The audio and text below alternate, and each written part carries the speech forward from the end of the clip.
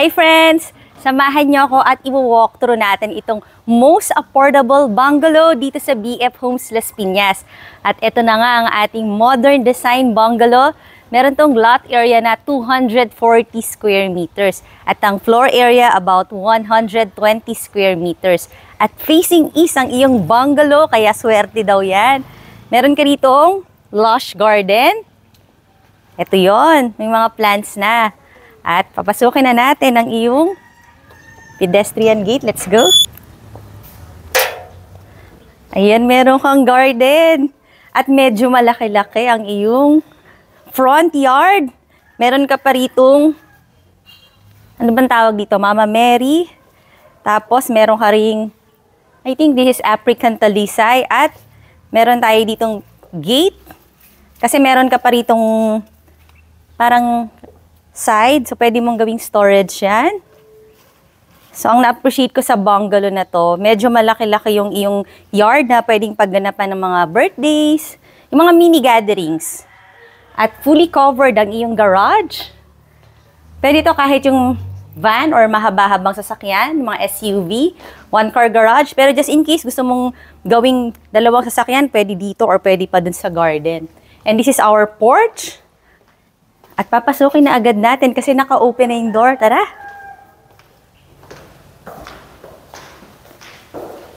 Open layout ang yung living, dining, and kitchen.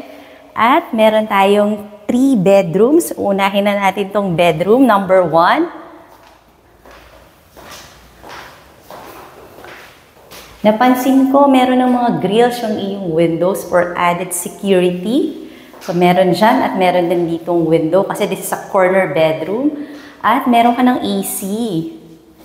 Itong bedroom na to, may common bathroom.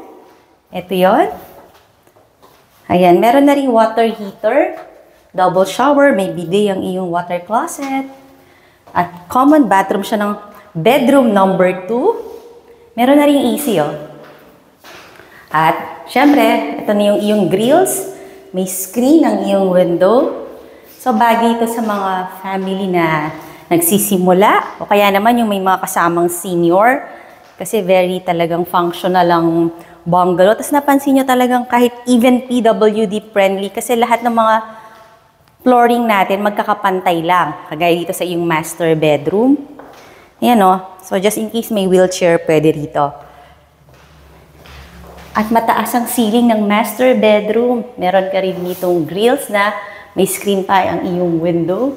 Tapos yun o, meron ng AC. Inverter type naman. Tapos meron ka rin ditong window. Ayan. I think dito ka pwedeng maglagay ng iyong king size bed. Across, pwede ka maglagay ng TV. And, meron ditong space. I think eto na yung nilaan ng builder for the walk-in closet. Medyo mataas-taas din yung ceiling. Siyempre, across yung ating master bathroom. Ayan, naka-enclose yung kanyang shower. Meron na rin water heater. Tapos, you have your water closet with the bidet.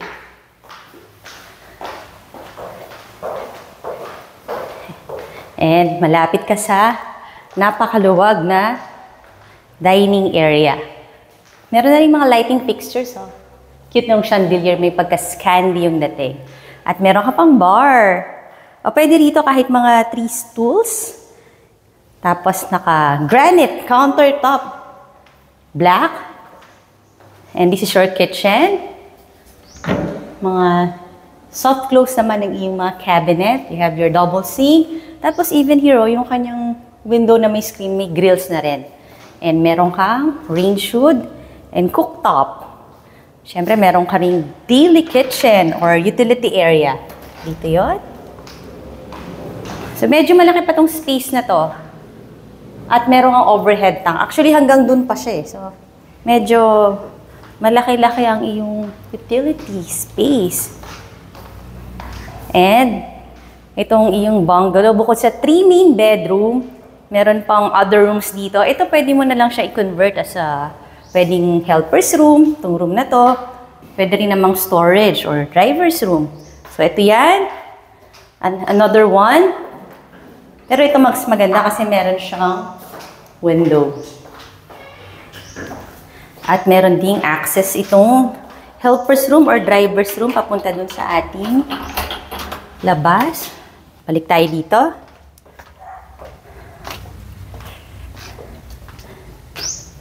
So mga home searchers, kung nagustuhan nyo ang ating very affordable bungalow, tawagan nyo na ako. At syempre, don't forget to subscribe to our channel and I will see you on the next video. Bye!